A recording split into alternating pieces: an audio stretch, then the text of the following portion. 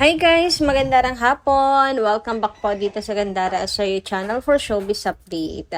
Ang tatalakayin nga natin ngayon at pag-uusapan mga kakimpaw ay pumapatungkol nga po dito sa aktor na inamin na gusto po niyang ligawan si Chinita Princess or si Kim Chu.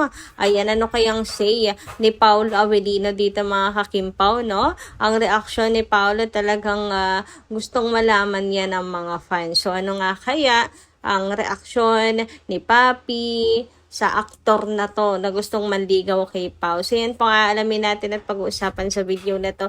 Kaya tumutok po kayo hanggang dulo. Pero bago tayo mag-start, sa mga hindi pa po nakaka-subscribe sa ating channel, pakiclick lang po tayo na ating subscribe button at notification bell na nariyan po sa baba para maging updated po kayo at ma-notify tuwing may bago po tayong chika at balita hinggil sa Kimpaw. Maraming salamat! And ngayon naman dumako po tayo sa pagbabasa ng comment mula sa ating mga subscribers bilang pasasalamat sa walang sawa pong pagsuporta at pagtutok sa atin pong mga balita. So, ang first commenter nga natin, ang comment na babasahin natin ngayon ay patungkol nga po sa song Choice ni Paolo Avellino sa Oriental Mindoro. So, may nagre-reklamo mga kakimpaw si MMJ. Sabi niya, walang kabuhay-buhay ang kanta ni Paolo. Wala bang bagong kanta yan? Wala bang bagong kanta? Yan na lang palagi ang kinakanta. Nakakaumay na at antok. Ay, grabe, Miss MM. Dapat di ka na lang nanood. Kung hindi mo naman pala type ang kanta ni Paolo. Ang mga tao naman kasi doon na pinunta ni Paolo, hindi naman ang mga team online, kundi ang mga taong nandun ang gusto ni Paolo Avellino pasiyahin. And yung makita siya sa personal, talagang super happy ng mga tao doon. Kahit nga po hindi kumanta si Paolo happy yung mga fans doon. Kita niyo yung mga video, hindi kumakanta si Pao, pero grabe ang hiyawan, grabe ang sigawan, grabe yung pakikipag-usap nila kay Pao. Halatang super happy po sila, kumanta man o hindi si Paolo Avellino. So, gets yung point ko para po sa mga taga-ron at pumunta ron ang performance ni Paolo, hindi para sa atin na hindi po effort pumunta ron. Kaya wala tayong karapatan magreklamo sa pa lang, the first place. Ayan, hindi ako galit sa tiyang, hindi ko lang kaya na ginaganyan si Paolo Avellino. Anyway, meron naman pong nagtatanggol nga kay Pao. Thank you so much dito sa mga kakimpaw natin. Ayan, at hindi pa ako mag-isa dito na pinagtatanggol si Paolo. Sabi ni reply ni Miss Juliet Gonzaga, Miss Dina La Fortesa at Miss Hilmar Baranda, huwag mong panoorin ang kahit kaninong vlogger ng Kimpaw. Nauumay ka, 'di ba? Stop na, puro kabash, may maka. Gusto mo rin ba walang buhay ka sa kakabash mo kay Paolo? Huwag kang manood at makamawalan ka ng paningin at tenga. Ba't ka nanonood? Ayan. Umay pala, bakit nanonood? Sabi ni Miss Hilmar. And oo nga naman kasi mga kakimpaw. Nangako rin naman si Paolo Avellino pag bumalik daw po siya doon, rakraka naman ang kakantahin ni Paolo Avellino. And ang dami kasing ginagawa rin ng Kimpaw. So, technically, kung ano yung madalas po nilang kinakanta para iwas pagkakamali, di ba mga kakimpaw, yun na lang po yung kinakanta nila. Parang trademark na rin nila yun mga kakimpaw, na kapag silang nandyan, yun yung kanilang kanta. So, ayun. And ang pinaka-importante naman po sa lahat, naging masaya yung mga nandun. Yun po ang higit na importante po sa lahat. Masaya yung mga taong pinuntahan ni Paolo Avellino. At hindi naman po, tawag doon mapaghanap. Simpleng tao lang din naman po yung mga taga-probinsya doon. Makakita lang sila ng artista, sapat na sapat din. Baka nga nahihiya pa sila kay Paolo kasi papatay-patay yung nila, mic, yung ilaw, 'di ba? technical errors, baka nga nahiya pa sila kay Paulo. Samantala, sabi ni Miss Susan Tenco, sa mga gumagawa ng issue kay Paulo sa Paula Mandoro, ilabas nyo ang kanilang pangalan. Alam ba nila, ang asawa ni Mayor, Police Brigadier General Gilberto Cruz lang naman. So, yun, parang wala na ako nababasa, Miss Susan Tenco, na nag-i-issue kay Paulo at kay Mayor. Well, may nakita akong vlog, ayan, nagselos daw, pero hindi ko pinatulan siya mga kakimpaw dahil wala namang ganon, 'di ba? Happy lang sila. Of course, sila po nag-imbita kay Paulo. So sila po ang sasalubong kay Paulo and wala na pong iba. Syempre guest nila 'yan, inimbitahan nila 'yan, aasikasuhin nila 'yan mga kakimpaw. Samantala, sabi naman ni Miss Garrett, bakit naman babantayan si Paulo? Hindi naman yan bata, matanda naman yan. Ano lang kasi, Mama Garrett, napaka-ano nyo naman, seryoso sa buhay. Nandun kasi si Mama Jet. So, at least, 'di ba, kahit papaano. Close kasi si Mama Jet, 'di ba, and Chinita Princess. So, if ever na may gawin pong kababalaghan si Paula Avellino, maaari pong i-report kay Kimi. Charot. Charot lang. Charot lang kayo. Charot lang naman yun. Kayo naman masyado kayong seryoso sa buhay. Anyway, ayan. Tatawa tuloy ako eh. Sa sobrang saya naman po ng mga tao doon sa pag-guest ni Paula Avellino sa Oriental Mindoro, and safe naman si Pao nakauwi at nakaalis mga kakimpaw, and hanggang sa kanyang pag-uwi nga mga kakipi, ang dami po naghahabol kay Pao, gusto siyang kausapin sa personal, ganyan. And makikita nyo dito, yung taasan ng kamay, gusto nilang abutin si Paulo, so walang reklamo sa kanta. Okay, masaya po sila dyan. Halata naman, di ba? Ayan, gustong-gusto nilang abutin si Pao. Panay po ang pictures, gustong-gustong makahawak kay Pao. So, dun pa lang tagumpay naman yung ipinunta nila dun mga kakimpaw. Anyway, dumako naman po tayo at pag-usapan ang mga topic na nasagap natin ngayong araw na to. Unahin na nga natin pag-usapan ng tungkol dito sa issue ni Chinita Princess, kung saan ay sigurado mayroon na naman daw pong paparating na blessing si Kimi dahil panay ang ingay, ngaw-ngaw, tahol ng mga bashers kay Chinita Princess. May bago kasing issue na naman si Kimi mga kakimpaw, kung saan target nga po siya ng bashing because of Raisa May Dizon.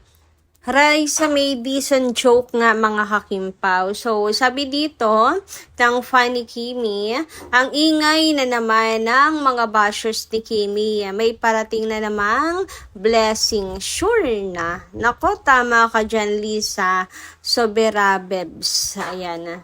Siguradong may blessing na naman na paparating po kay Kimi dahil andyan na naman ang mga kulto. Ang mga kulto, hindi, charot lang.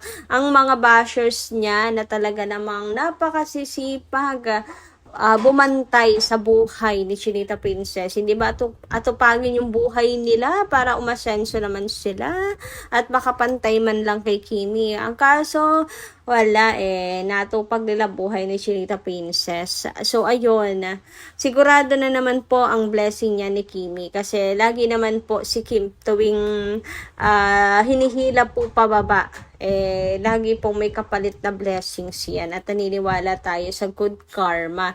Narito nga po ang mga comment ng mga fans. Ilan lang po ito mga kakimpaw sapagkat sila po ay patuloy ang pagbibigay ng suporta kay Kimi sa kanya pong pinagdadaanan na to. Another pagsubok sa kanya pong showbiz career. Sabi dito, at this point, that show is doing her more harm than good. Hi, I've been watching this show almost every day, and bakit siya lang ang kino-call out when they have been using that joke ever since. Nako, totoo yan mga madam. Dati nang ginagamit yung joke na yan, pero bakit ngayon lang po sila nagsalita? Bakit ngayon lang po, bakit nung si Kim, saka lang po sila nag-call out para bang pwede lahat mag-joke, wag lang si Chinita Princess mga kakimpaw. So ito pa, I hope she weighs in on this. as much as she can be unbothered. If she gets bashed for the most trivial thing and gets singled out every single time, that would hurt her brand and more importantly, her peace. Sabi pa dito, Dear Kimi, I'm so sorry that you had to deal with so much negativity despite having such a kind heart. I hope none of the hate ever reaches your spirit. Just know that so many of us love and support you. May you always be surrounded by love and protected from hate and envy. So ayan mga kakimpaw, talagang hindi po mawawala yan sa kabila po ng kabutihan ni Chinita Princess. Kasi kung sino po yung mababait talaga, siya pong laging sinusubok ng problema. Kaya hindi po nawawala rin yan kay Chinita Princess. So ayun nga, sana lang sa lahat po ng bashing, ng hatred, sana po hindi talaga ma-reach ang kanyang spirit, diba? Fighting spirit, kanya pong tiwala sa sarili, and sana maramdaman niya na nandito lang tayo na nagmamahal sa kanya. Magpatuloy lamang siya dahil hindi natin siya iiwan. So post nga ni Kim Marie, diba? Just know that so many of us love and support you. May you always be surrounded by love and protected, Kim Chu. Napakagandang mensahe para po kay Kimi, mga kakimpawa. Anyway, dumako naman nga tayo dito sa inamin ni Jake Ejercito na gusto na daw po niya ligawan si Chinita Princess sana noon, mga kakimpaw. So, ibinahagi nga daw di umano nitong si Jake ang kanya pong paghanga kay Chinita Princess, mga kakimpaw. Kaso, wala, inabakuran po agad ni Paula Avellino. So, sabi nga po dito, isang nakakagulat na revelasyon. Aminado si Jake Ejercito na muntik na niyang ligawan si Kim Chu. Ibinahagi ng aktor ang paghanga niya sa kapamilya star at kung paano muntik mauwi sa panliligaw ang kanilang pagkakakilala. Pero happy naman umano si Jake para kay Kim ngayon. Ayan. So, munti ka na pala, mga kakimpaw. Buti na lang talaga, no? Pumasok ang linlang. So,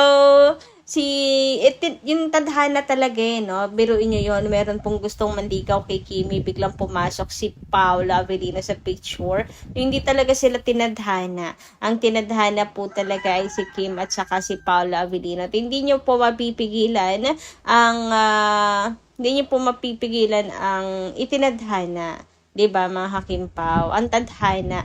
So, nagkaroon na po siya ng chance kasi nakapartner niya si Kim. Pero hindi lang siguro agresibo din itong si Jake, no? Ayan, kudos din naman sa kanya. Hindi rin po siya ganun ka-agresibo, mga kakimpaw. Kaya ayan, naunahan siya ni Paula Avellino makapagpatibok ng puso ni Chinita Princess.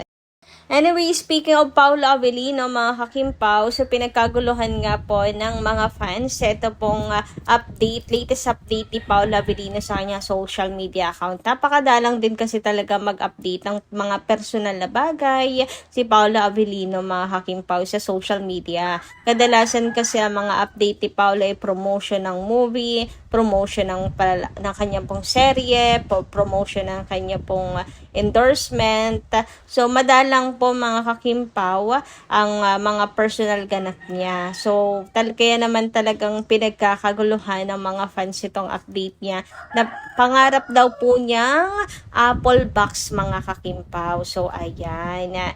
Ayan, namimiss tuloy rin ng mga Kimpaw Lanchas yung biking session ng Kimpaw. Kailan daw kaya ulit? Mauulit, mga kakipi. So, madalas kasi jogging po sina Kim and Paolo. Ang biking kaya, kailan po ulit, mga kakimpaw? So, ayan. Antay po tayo kasi sigurado naman makakapag-bike po ulit ang Kimpaw.